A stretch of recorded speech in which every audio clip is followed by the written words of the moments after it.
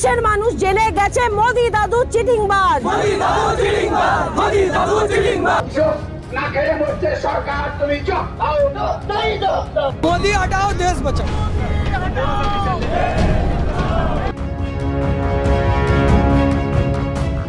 বাংলাদেশ, পাকিস্তান, ভারত একটা একটা দলবদ্ধ হয়ে আমরা এই যে কাজটা করছি, এটা খুবই খারাপ কাজ করছি। সবাই মিলেমিশে থাকা উচিত আমার পক্ষে, কিন্তু এরা যেটাই করছে এটা খুব অন্যায় কাজ করছে।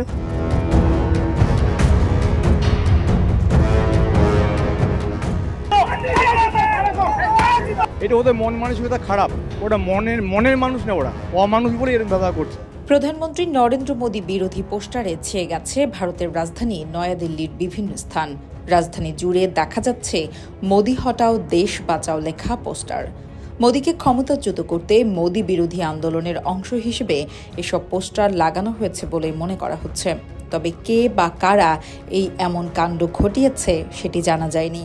ধারণা করা হচ্ছে বাংলাদেশিদের ভারত ঢুকতে না দেওয়ার ফলে ক্ষতিগ্রস্ত ব্যবসায়ীরা এসব পোস্টার ছাপিয়ে রাস্তায় নেমেছে।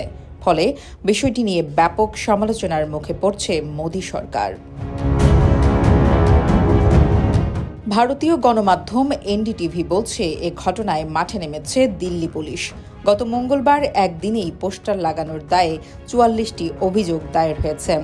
সরকারি সম্পত্তি নষ্টের দায় সহ এসব অভিযোগ এ পর্যন্ত ২জন ছাপাখানা মালিক সহ ৪ জনকে আটক করা হয়েছে। এছাড়া গতকালই অভিযান চালিয়ে দিল্লির বিভিন্ন স্থান থেকে প্রায় ২,০০০ মোদি বিরোধী পোস্টার সরিয়ে নিয়েছে তারা। দিল্লি পুলিশ জানায় একটি ভ্যান থেকে আরও ২,০০০ পোস্টার জব্দ করা হয়েছে। এগুলো দিল্লির মুখ্যমন্ত্রী অরবিন্দ কেজরিওয়ালের দল আদমি পার্টির অফিসে পৌঁছে দেওয়া হচ্ছিল বলে দাবি তাদের। ওদিকে গ্রেপ্তারকৃত ছাপাখানার মালিকরা পুলিশকে জানিয়েছেন এমন আরও ৫০,০০০ পোস্টার ছাপানোর অগ্রিম আদেশ আছে তাদের কাছে। পুলিশের এমন আচরণের তীব্র নিন্দা জানানো হয়েছে।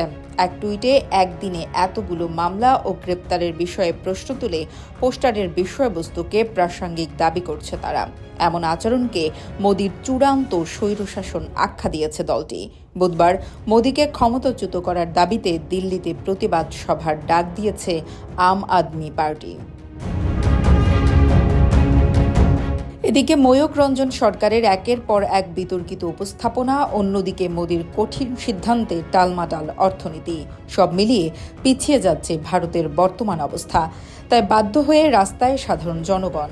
আবার মুখ্যমন্ত্রী মমতা ব্যানার্জিকে নিয়ে কুরুচিপূর্ণ মন্তব্য করায় জনরোষের মুখে বারবারই পড়তে হচ্ছে শুভেন্দু অধিকারীকে। এমনকি জনরোষের মুখে শিকার হয়ে মারধরের শিকার হয়েছেন তিনি। পশ্চিমবঙ্গের নন্দীগ্রামে এক পথসভায় গিয়েছিলেন শুভেন্দু অধিকারী।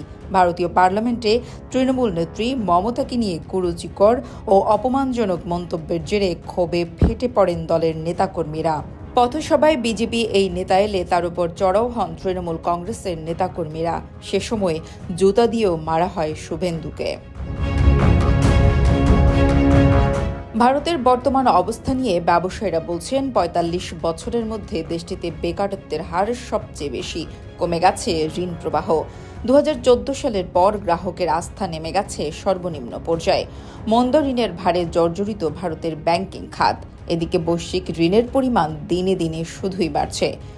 দেউলিয়া হবার পথে অনেক বড় বড় আর্থিক প্রতিষ্ঠান।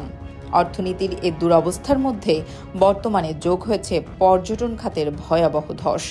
নাগরিকত্ব সংশোধনী আইনের বিরুদ্ধে ভারত জুড়ে আন্দোলন ছড়িয়ে পড়ায় লাখ লাখ পর্যটন বাতিল করেছে ভারত সফর। পর্যটন খাত থেকে আয়ের এ ধস চলমান অর্থনীতিকে আরও তীব্র করে তুলছে, যা সামলাতে বেশ হিমশিম খাচ্ছে গোটা ভারত। দেশের মানুষ জেনে গেছে মোদি দাদু চিটিংবাজ।